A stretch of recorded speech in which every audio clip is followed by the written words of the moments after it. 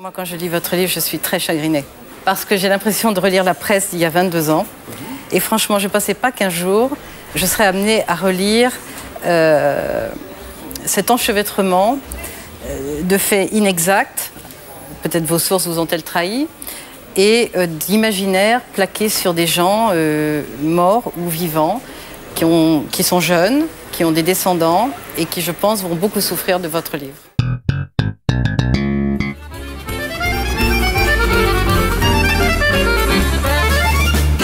L'affaire Grégory, le roman impossible. Est-ce que l'on peut écrire sur un fait divers dont les personnalités, les gens qui ont été impliqués sont encore vivants? Est-ce que l'on peut écrire et surtout est-ce que l'on peut écrire un roman? C'est-à-dire prendre toutes ces libertés auxquelles le romancier censément a droit. C'est ce qu'on va voir ce soir à travers cette affaire qui a marqué l'opinion publique, la France et même les consciences. Alors pour débattre de ce thème, Laurence Lacour pour Le Bûcher des Innocents, une nouvelle édition puisque c'est un livre qui avait été édité en 93, c'est ça, chez Plomb. Cette fois-ci, c'est aux éditions des Arènes, mais je crois qu'une réédition est en cours peut-être. Oui, pour la fin de l'année, certainement. Pour la fin de l'année, d'accord. Et Philippe Besson pour L'Enfant d'Octobre chez Grasset. Votre livre initie une nouvelle collection. Cette collection s'appelle « Ceci n'est pas un fait divers ». Elle est dirigée par Jérôme Béglé aux éditions Grasset. Alors, je vais me permettre de vous présenter. Laurence Lacour, vous étiez ce fameux 16 octobre 1984, correspondante dans l'Est d'Europe numéro 1. Donc vous êtes tout de suite plongée dans cette affaire qui va être, j'allais dire, victime d'un emballement médiatique quasi instantané. Vous allez traiter cette affaire, vous allez participer à cet emballement médiatique, vous allez ensuite être, on va dire, rapatrié sur Paris par Europe 1 ou nommé grand reporter. Disons que vous avez été écœuré et que vous avez en quelque sorte démissionné, que vous êtes lancé dans l'écriture de ce livre. Philippe Besson, vous avez fait du droit. Et vous l'enseignez d'ailleurs. Et c'est à se demander si c'est pas cette formation juridique qui vous a un peu entraîné ou donné l'envie d'écrire sur l'affaire Grégory, qui est aussi un fiasco judiciaire. Ah oui. Alors l'affaire Grégory, bon, elle est présente dans les mémoires, mais on va peut-être rappeler les grandes dates avant de commencer le débat. Vous allez me dire si ça correspond. Donc il y a ce 16 octobre 1984, la découverte du corps du petit Grégory dans la Vologne. Et bon, immédiatement, vous le dites vous-même, les journalistes sentent une affaire de famille. Ils ont l'impression qu'ils ont flairé un bon coup. Il y a un emballement. On a l'impression d'avoir affaire à une famille paisible et on découvre l'existence d'un corbeau qui, depuis plusieurs années, harcelait la famille sur le mode du secret, du bâtard, enfin. Et on pense que ce corbeau serait l'assassin. Et les soupçons se portent sur Bernard Laroche, qui va être arrêté, même avec beaucoup de déploiement médiatique, puisqu'il va être quasiment arrêté en direct. Ensuite de quoi les soupçons vont aller du côté de Christine Villemain. Bernard Laroche est libéré et il est assassiné par Jean-Marie Villemain, le mari de Christine Villemain.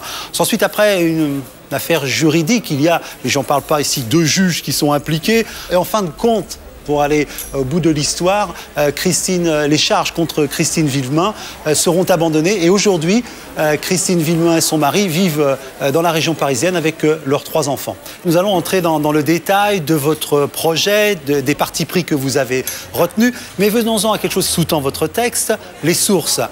Parce que tout travail, que ce soit le vôtre ou que le vôtre, nécessite l'accès à des sources et à une méthodologie. Alors j'aimerais, Laurence Lacour, que sur ce sujet, vous prononciez aussi bien sur les vôtres que sur celles de Philippe Besson, telles que vous pouvez les percevoir dans la lecture de son livre.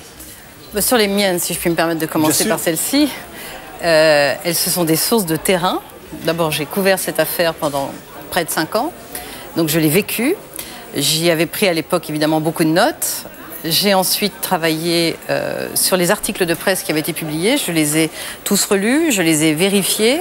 J'ai travaillé sur les procès-verbaux du dossier et sur toutes les pièces existantes, possibles et imaginables, très nombreuses, que j'ai minutieusement observées, analysées et décortiquées pendant plusieurs années. Voilà. Et quand vous lisez le livre de Philippe Besson, quel est votre sentiment par rapport à ces sources ? Ah, je vais être très franche. Moi, quand je lis votre livre, je suis très chagrinée. parce que j'ai l'impression de relire la presse d'il y a 22 ans. Et franchement, je ne pensais pas qu'un jour, je serais amenée à relire cet enchevêtrement de faits inexacts, peut-être vos sources vous ont-elles trahi, et d'imaginaires plaqués sur des gens morts ou vivants, qui sont jeunes, qui ont des descendants et qui, je pense, vont beaucoup souffrir de votre livre.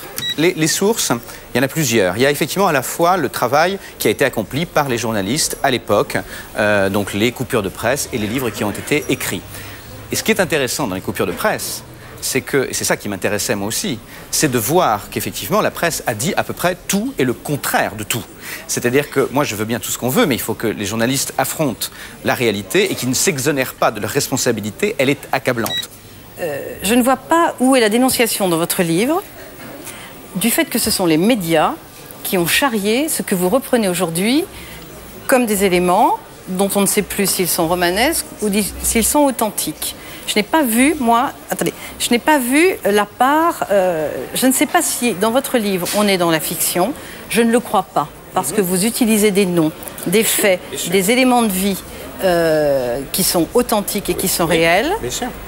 Je ne vois pas où est la réalité non plus, alors que vous vous basez quand même sur justement une histoire réelle, donc je n'arrive pas à qualifier le contenu de votre œuvre. Je vous réponds là-dessus. Vous faites justement, vous êtes en train de me dire, et en fait de faire d'une certaine manière le procès de la littérature.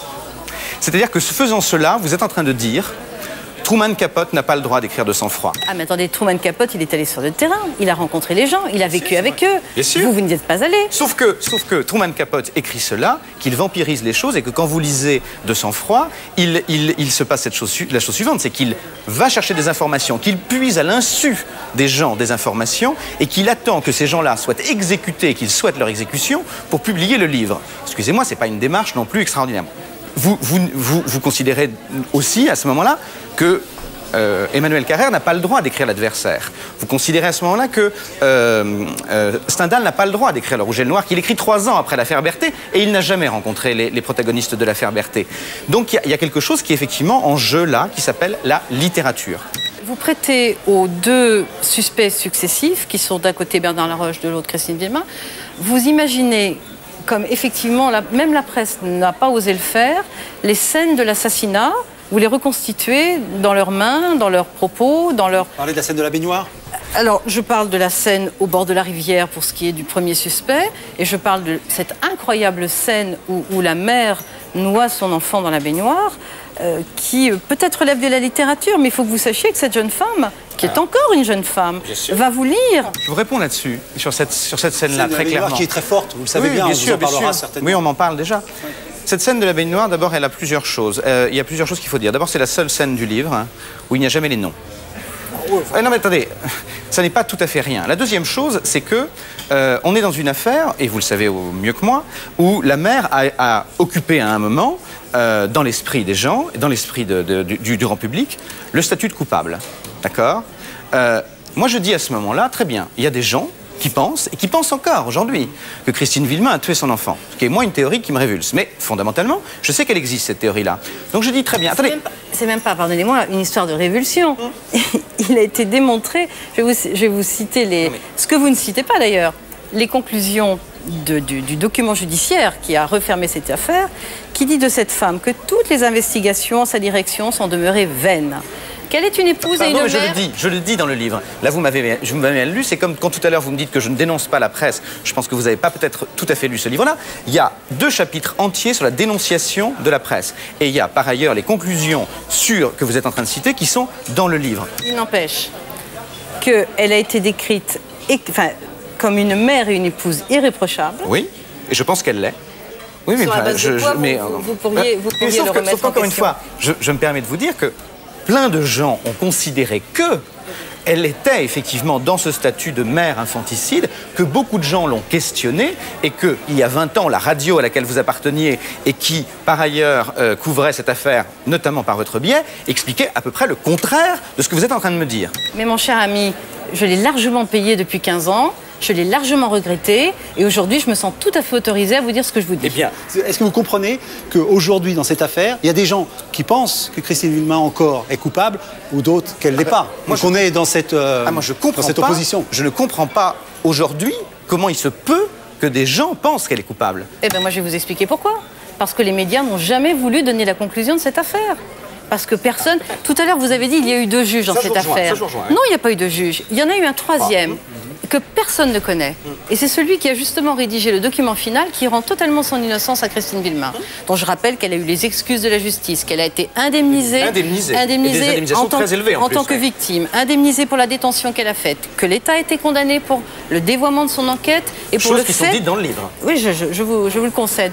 Donc c'est très intéressant de savoir que ce 3e juge, qui est donc le signataire de ce document final, qui lui rend complètement son innocence et son intégrité, personne ne le connaît. Lui, son nom, comment s'appelle ce juge? Le juge Jean-Paul Martin, qui a enquêté les 2 dernières années, que personne ne connaît, et c'est le versant non éclairé de cette innocence non éclairée. Et si les gens aujourd'hui se croient encore autorisés, et au nom de quoi, à penser ceci ou cela, c'est parce que les médias ne les en ont pas informés. Et pourquoi? Donc, Laurence parce que Lacour, les médias n'ont absolument pas envie de revenir sur leurs propres erreurs et leurs propres Donc c'est plutôt le procès des médias que du romancier que vous faites. Là, nous sommes sur 2... Voilà. Non, moi, ce qui me choque vraiment dans votre intervention, c'est l'idée que vous fassiez parler cette femme. Ça, j'avoue que ça me dépasse parce que je suis assez proche des protagonistes de cette affaire pour savoir que vous avez eu effectivement un échange, mais bref, oui, échange de mails, oui. Mais bref, et qui, à ma connaissance, ne comportait ni autorisation, ni aval, une seule curiosité inquiète. Alors, je vous réponds là-dessus. Du résultat final. Alors, je ne veux pas me substituer à ce que dit Christine Villemin, mais d'abord, il y a 2 choses. Je n'ai pas sollicité d'aval et d'autorisation. Je n'avais pas dans mon esprit à le faire. J'écris un roman. La deuxième chose... Il faudra quand même que vous alliez le lui expliquer. Alors, et j'irai le lui expliquer sans aucun problème. Et ça fait l'objet d'une conversation que nous avons eue il n'y a pas très longtemps. Et je peux vous dire que dans l'un de ce mail, elle dit, par exemple, très clairement, « Monsieur, je comprends très bien que vous vous empariez de cette histoire. » C'est-à-dire que ce qui est extraordinaire, c'est que vous êtes en train de me dire que vous ne le comprenez pas, mais qu'elle m'écrit le contraire. Parce qu'elle ne connaissait pas le résultat, sans doute. Alors, en tout cas, elle connaissait la démarche. Elle sait très bien qui je suis, elle sait très bien le point de vue que je défends, elle sait très bien comment j'ai écrit le livre, et elle a le livre entre les mains. En tout cas, bon, ce qui me paraît important, intéressant, c'est que peut-être on va revenir vers l'affaire Grégory. D'ailleurs, je crois que votre texte, Le bûcher des innocents, va donner l'occasion à France 3 d'une adaptation, La Vallée. J'ai effectivement cédé mes droits. J'ai regardé la conformité du scénario à mon ouvrage qui lui-même est conforme au réel. Et voilà, au-delà, vous jugerez l'œuvre elle-même. Voilà, donc c'était l'affaire Grégory, le roman impossible. Je crois qu'on a tous les éléments du débat. Je pense que ce débat n'a fait qu'initier un débat qui risque d'être récurrent parce que je crois qu'il y a une multiplication, en tout cas des romans ou des docu-fictions, et qu'on est dans un mouvement et que c'était intéressant de voir à travers cette affaire douloureuse, mais dont chacun a présent à l'esprit l'histoire, de poser en tout cas le problème. Donc je rappelle vos 2 livres, Philippe Besson, L'enfant d'octobre chez Grasset, et Laurence Lacour, Le bûcher des innocents aux éditions des Arènes. Mais comme nous l'a dit l'auteur, ce livre sera certainement réédité bientôt. Comme le veut la tradition, je vous demanderai de vous serrer la main, s'il vous plaît, au terme de ce débat. Merci beaucoup, en tout cas. Je pense qu'on en sait déjà beaucoup plus maintenant. Merci. Merci.